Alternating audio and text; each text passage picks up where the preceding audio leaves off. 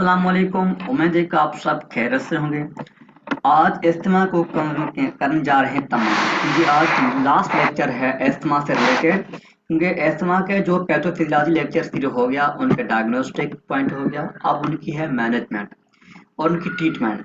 अब जैसे कि इज्तिमा को डायग्नोस कर चुके हैं पीक फ्लोमीटर से, पीएफटी से, एबीजी से। अब बहुत सारे फैमिली हिस्ट्रीज या डेटा कलेक्शन के बाद हमें एस्थमा का कंफर्म डायग्नोस तो हो गया। अब बारी है उनकी ट्रीटमेंट की। क्या इसको ट्रीटमेंट कैसे करें, क्या चीज़ नहीं दे सकते हैं। तो है सबसे पहले आते हैं फार्माकोलॉजी के पास, क्या चीज़ से दे सकते हैं। अब याद रखिएगा कि इनकी जो मैनेजमेंट है वो काज को करेक्ट करने की कोशिश करें। काज क्या हो सकता है, जैसे कि आपको पता है कि एस्थमा एक इन्फ्लामेटरी डिजीज है, तो आप कोशिश करें कि इन्फ्लामेटरी डिजीज को एंटी इन्फ्लामेटरी दें। जैसे कि यहाँ पे एंटी इन्फ्लामेटरी एजेंट जो काज है उनको करेक्ट करने की कोशिश करें। अच्छा, दूसरा ये है कि भाई ब्रोंको कंस्ट्रक्शन हो रहा है, ये एयर की एंट्री नहीं हो रही या आउट ऑफ एयर नहीं हो रहा, आउट ऑफ लंग्स, ठीक है। तो ब्रोंको कंस्ट्रक्शन है, तो आप उनको डायलेट करने की कोशिश करें, तो ब्रोंको डायलेटर दे दीजिए। दो काज हैं मेजर, तो हम दोनों काज को करेक्ट करने जा रहे हैं। फर्स्ट काज जो कि ब्रोंको कंस्ट्रक्शन हो रहा है, तो उनको ब्रोंको डायलेटर देंगे। जैसे कि कौन से एजेंट हैं जो कि ब्रोंको डायलेट करवाते हैं, उनको निमोनिस के साथ याद रखिएगा, बॉम, BAM। बी से मुराद है बीटा 2 एगोनिस्ट। याद रखिएगा बीटा 2 एगोनिस्ट देंगे, ना कि बीटा ब्लॉकर। बीटा 2 agonist इसलिए क्योंकि beta 2 receptor is present in the bronchi of the lungs. As you know, the beta 2 receptor is the bronchodilator. ये जब एक्टिव होता है तो ब्रोंकाई को डायलेट करता है ताकि एयरवे अपनी मुकम्मल नॉर्मल फंक्शन कर सके। तो जो वो मेडिसिन देंगे जो कि बीटा 2 को एक्टिवेट करेंगे, जैसे कि एल्ब्यूटेरोल, ठीक है। सिंपल वेंटोलिन आपने नाम सुना होगा, अपने हॉस्पिटल में प्रैक्टिस में यूज किया होगा, इनहेलर की सूरत में देखते हैं, ठीक है। तो ये वेंटोलिन है, इसको एल्ब्यूटेरोल बोलते हैं। ये मेडिकेशन देना है ताकि ब्रोंकाई डायलेट हो सके। दूसरा ये एंटीकोलिनर्जिक। याद रखना कि ब्रोंकियल जो मसल्स होते हैं, वो मसल्स को रिलैक्स करने के लिए हम मसल रिलैक्सेंट देते हैं, क्योंकि जो मसल्स होते हैं ना, याद रखना कि मसल्स कंस्ट्रिक्ट हो जाते हैं ब्रोंकाई के अंदर। अब उनको रिलैक्स करवाने के लिए एंटीकोलिनर्जिक देंगे, जिसका दूसरा नाम क्या है, एप्रोट्रोपिन। याद रखना हॉस्पिटल के अंदर आपने एट्रोवेंट ज्यादातर यूज किया होगा, वो एट्रोवेंट का दूसरा नाम है भाई एप्रोट्रोपिन, क्योंकि ipratropium is generic name and Atrovent is brand name. अच्छा, तीसरे नंबर पे एम से मुराद है मिथाइल देंथाइन, जिसका जो ब्रांड नाम है चोफालन। याद रखना phosphodiester inhaler, phosphodiester inhaler, sorry phosphodiesterase inhibitor. ये है फास्फोडाइस्टर 5 इनहेबिटर। इनके फास्फोडाइस्टर 5 जो होते हैं वो कंस्ट्रक्ट करवाते हैं। ये है, ये जो है हम इनहेबिटर दे रहे हैं, इसका मतलब ये है कि हम इनको रिलैक्स करवाने जा रहे हैं। अब ये तीनों चीज हो गई कि ब्रोंका के अंदर जो के मसल्स होते हैं उनको डायलेट करवाना, उनको रिलैक्स करवाना, ठीक। तो ये बीटा ब्रोंका डायलेट के रिलेटेड। दूसरा इन्फ्लामेशन से रिलेटेड, कौन सी मेडिकेशन जो यूज करते हैं एंटी इन्फ्लामेटरी। क्या हम एनसेड दे सकते हैं? नहीं, क्योंकि हमने पिछले लेक्चर में पढ़ चुके हैं, क्योंकि NSAIDs block the COX-1, and you know if COX-1 is blocked, then the bronchi is not working well, क्योंकि COX-1 is protected the bronchi of the lungs, ठीक है। तो COX वगैरह को बचाने के लिए हम क्या चीज दे सकते हैं कि भाई स्टीरॉयड। कौन से स्टीरॉयड? Example beclomethasone. आपने सुना होगा कि इस तरह ज्यादातर स्टेरॉइड्स यूज होते हैं। आज पढ़ते हैं भाई कौन से स्टेरॉइड हैं, जैसे कि बेक्लोमेथासोन है। दूसरा ल्यूकोट्राइन इनहिबिटर। ये ल्यूकोट्राइन इनहिबिटर का मतलब ये है कि ये जो केमिकल्स होते हैं ना, आफ्टर द इन्फेक्शन इंजरी, जो कि ये ल्यूकोट्राइन हो गया, प्रोस्टाग्लैंडिन, हिस्टामाइन, ये तमाम से चीज होती हैं, ये लंग्स को या ब्रोंकाई को इरिटेट करते हैं, ये वेजो कंस्ट्रक्ट करवाते हैं। तो इस हवाले से इनको हम इनहेबिट करने जा रहे हैं ताकि ये मसले मसल पैदा ना करें। अच्छा, इनके जो ब्रांड नेम्स हैं या जेनरिक नेम है मोन्टिलोकास्ट, मोन्टिलोकास्ट या जफ्रिलोकास्ट, ये दोनों इनके जेनरिक नेम है। दूसरा है एम से मतलब ये है मास्ट सेल स्टेबलाइजर, वही काम है जो कि ल्यूकोट्राइन का काम है। लेकिन हम इनको स्टेबलाइजर करने जा रहे हैं ताकि अच्छी तरह से काम करें। इसका दूसरा जिसका जो मेडिकेशन है, मेडिसिन है जेनेरिक, वो है क्रोमोलाइन सोडियम। ठीक है, ये मेडिकेशन देने हैं। और ब्रोंकोडायलेटर बॉम्ब टीम है भाई, क्या चीज है, कैसे इनकी जो कि फर्स्ट लाइन ऑफ थेरेपी क्या है, सेकंड लाइन ऑफ थेरेपी क्या है, लास्ट लाइन ऑफ थेरेपी क्या है, अगर कोई भी मेडिकेशन रिस्पॉन्स ना दे तो आखिर क्या कर सकते हैं। बी से मुराद है बीटा 2 एगोनिस्ट जैसे कि अल्बिटेरॉल, थिंक ब्यूटेरॉल फॉर ब्रूटल एस्थमा। कि बोला है कि ब्यूटेरॉल से मुराद ये है कि सीवियर एस्थमा में दे दो, हल्के फुल्के में ना दो, माइल्ड और मॉडरेट ना दो।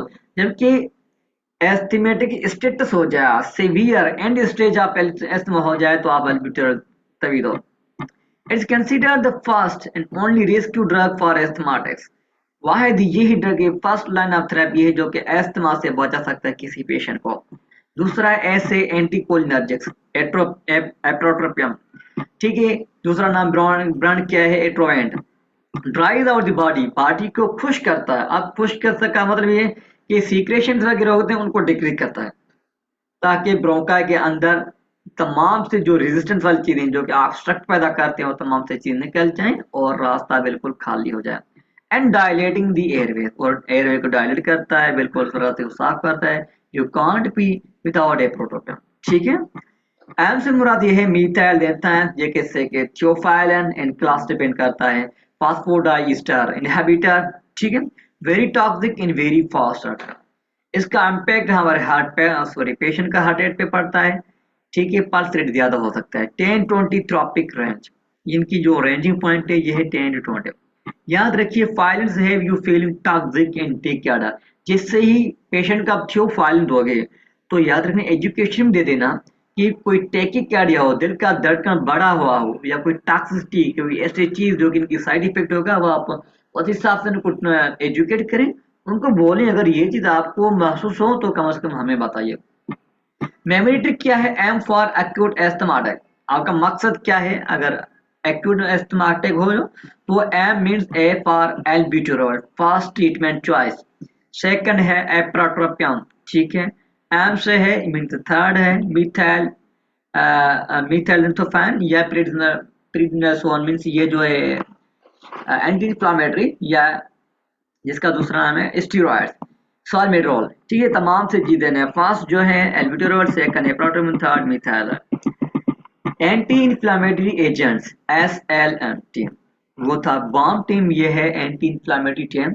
एस से मुराद स्टीरॉयड्स, जो कि जिन मेडिकेशन के लास्ट में सोन आता है ये तमाम से चीज स्टीरॉयड्स कहलाते हैं, लाइक कि बैक्लोमेथेसोन। ठीक है, टॉप साइड इफेक्ट्स ऑफ बैक्लोमेथेसोन। कौन से साइड इफेक्ट्स हैं जो कि तमाम मशहूर हैं बैक्लोमेथेसोन के साथ, उनको याद करने का तरीका ये है 3S फॉर सोन स्टीरॉयड। फर्स्ट एस से मुराद है भाई sore in mouth, means oral thrush या कैंडिडा वगैरह हो जाएगा। So instruct the patient to wash out their mouth after every use an inhaler go into the sink. अब उनको बोले कि जैसे वो बैक्लोमेथेसोन ये मेडिकेशन लें तो उनको पहले और आफ्टर ये तमाम से चीज मतलब कि उनका माउथ वगैरह साफ होना चाहिए और गिरगिल करना चाहिए, ताकि जो चीज उनके माउथ में आता जाता है तो वो बिल्कुल साफ हो जाए। दूसरा इससे मुराद यह है सैप्सवे means end sickness, increase risk for infection, जैसे कि इन्फेक्शन के चांसेस ज्यादा बढ़ जाते हैं, एंड इंक्रीज WBC काउंट, और एज अ रिजल्ट इन्फेक्शन ज्यादा हो रहा है तो WBC काउंट बढ़ते जाएंगे इन द बॉडी के अंदर। ठीक है, ऐसे sugar increase, elevated blood glucose level. याद रखना कि अगर आपको ये चीज आपको समझ ना आए तो स्ट्रेस से मुराद ये है स्ट्रेस, क्योंकि शुगर ब्लड शुगर लेवल को बढ़ाता है। ये तमाम से चीजें 3 side effects of beclomethasone, sores हो गया सैप्स thickness and sugar blood level वगैरह वगैरह।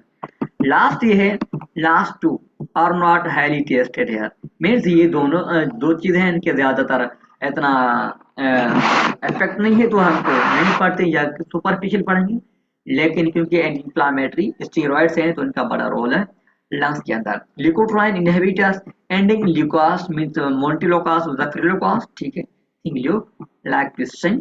और एम से मुराद है मास्ट स्टेबलाइजर, जो कि क्रोमोलाइन सोडियम है, उनका जो ब्रॉन्जिन या जम रखना।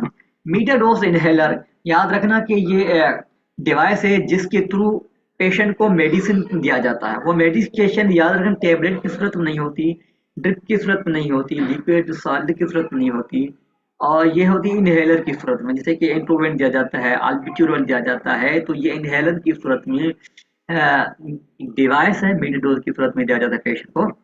Hold breath for 10 seconds after taking.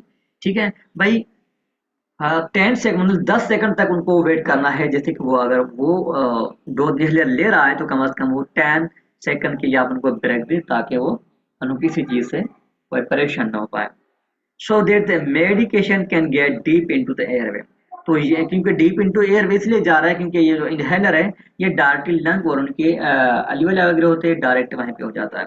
यहाँ मोस्ट कॉमनली मिस्ड क्वेश्चन ये है, patients with severe asthma, tachycardia होगा, टेकपेनिया होगा, ऑक्सीजन सैचुरेशन कम होगा 90 से पीक किलोमीटर, 41 से कम होगा प्रेडिक्टेड। तो ये तमाम से चीज जो था ये मेडिकेशन वगैरह और प्रिस्क्रिप्शन ट्रीटमेंट वगैरह, आज का जो हमारा जो गोल था कि भाई उनके अस्थमा पेशेंट के अंदर उनके जो कॉजेज हैं उनको ट्रीटमेंट करना, उनको करेक्शन करना। तो उम्मीद करता हूँ ये जो लेक्चर सीरीज था सिंपल नर्सिंग से अस्थमा के साथ, ये आपका बहुत अच्छा और कॉन्सेप्ट क्लियर होगा। इंशाल्लाह नेक्स्ट लेक्चर जो होगा वो एक सिलेक्टेड टॉपिक पे होगा। तब तक के लिए अल्लाह हाफिज, थैंक यू वेरी मच।